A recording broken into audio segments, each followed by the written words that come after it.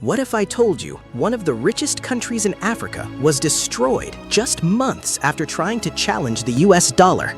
A country where electricity was free, healthcare was free, education was free, and gasoline was cheaper than water. Then, suddenly, NATO bombs started falling from the sky. Its leader was hunted down, the government collapsed, and the entire country descended into chaos that still continues today. Officially, the world was told this was about freedom and democracy. But many people believe there was another reason hidden beneath the headlines, a reason involving oil, gold, and a plan that terrified powerful nations. This is the story of Libya, and the question nobody wants to answer. Did Libya get destroyed for trying to escape the global financial system? Before 2011, Libya was not a poor country. Under Muammar Gaddafi, Libya had one of the highest standards of living in Africa. Citizens received free healthcare and free education. Many families got financial support from the government. Newly married couples could receive money to buy homes. Gasoline prices were incredibly low because Libya controlled enormous oil reserves. And unlike many African nations drowning in debt, Libya had billions in state-owned assets and one of the largest gold reserves in Africa. But Gaddafi wasn't just building Libya. He had a much bigger vision.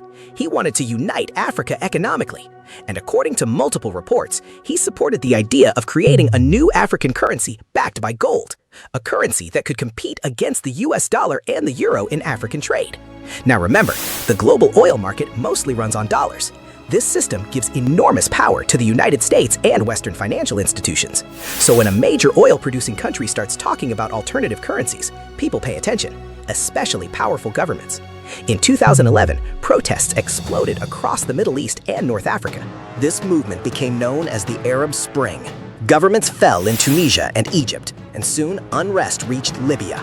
Demonstrations quickly turned violent. Rebel groups formed, cities fell into chaos, and the world began hearing shocking reports about Gaddafi's forces attacking civilians. Western media described Gaddafi as a brutal dictator, massacring his own people. Then came the turning point. The United Nations approved military intervention under the claim of protecting civilians. Soon after, NATO launched massive airstrikes against Libya. Officially, this was a humanitarian mission, but critics argue the operation quickly became something very different. Because instead of just protecting civilians, NATO effectively became the air force of the rebellion. Libyan military bases were destroyed, government forces collapsed, and rebel fighters advanced rapidly across the country. Then one day, the Libyan government completely fell apart.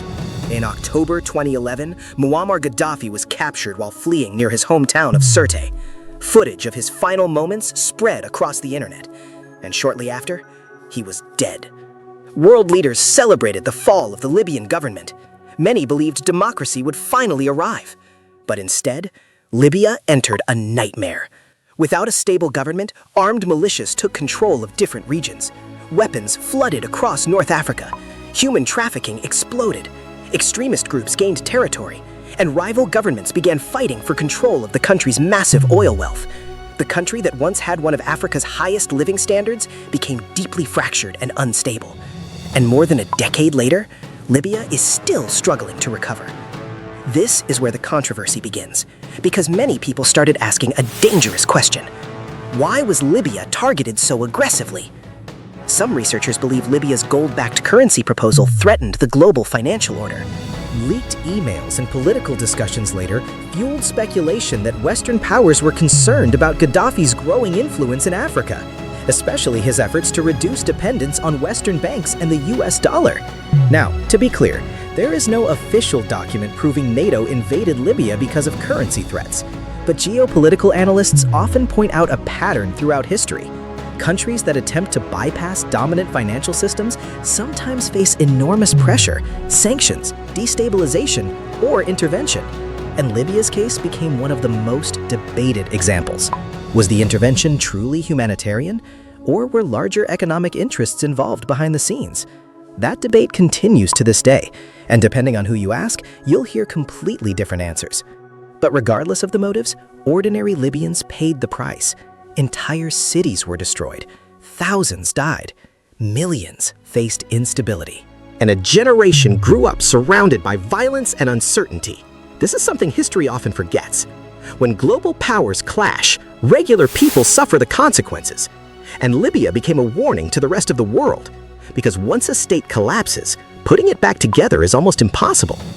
Even today, foreign governments continue competing for influence inside Libya. Why?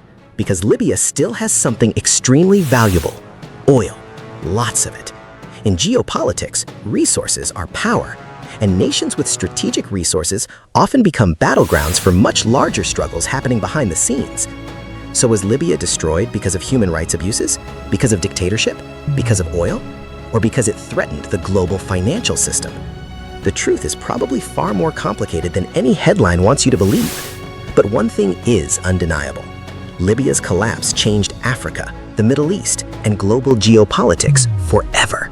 And it revealed something uncomfortable about the modern world. Powerful nations don't just fight wars with armies anymore. Sometimes they fight with currencies, sanctions, media narratives, and economic influence.